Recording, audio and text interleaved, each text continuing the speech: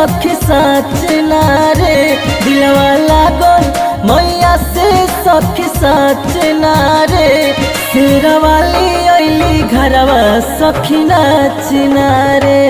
शेरवाली अइली घरवा सखी नाचना रे पतिया लिखनी मैया के तनी बचना रे पतिया लिखनी मैया के तनी बचना रे शेरवाली अइली घरवा सखी नाचना रे शेरवाली अइली घरवा सखी नाचना रे।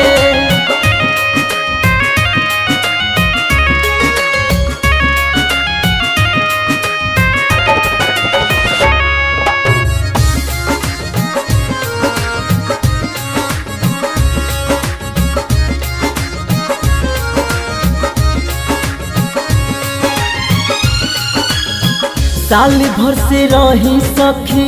आसरा लगाई के खुश हो जाइब आज दर्शन पाई के हो जाइब आज दर्शन पाई के साल भर से रही सखी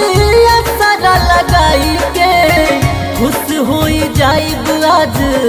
दर्शन पाई के मैया है अब आई कोनो अचना रे मैया है अब आई कोनो अचना रे शेरवाली अइली घरवा सखी नाचना रे शेरवाली अइली घरवा सखी नाचना रे शेरवाली अइली घरवा सखी नाचना रे। Music by Bittu Singh.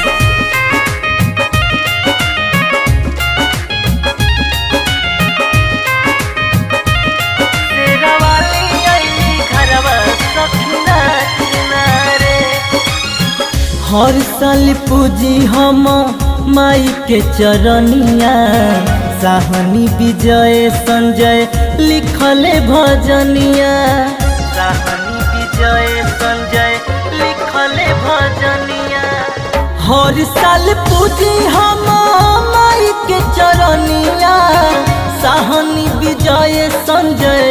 लिखले भजनिया सर्विस करी है विदाई माई के सचना रे सर्विस करी है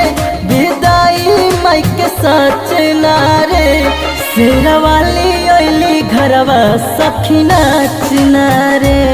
शेरवाली अइली घरवा सखी नाचना रे।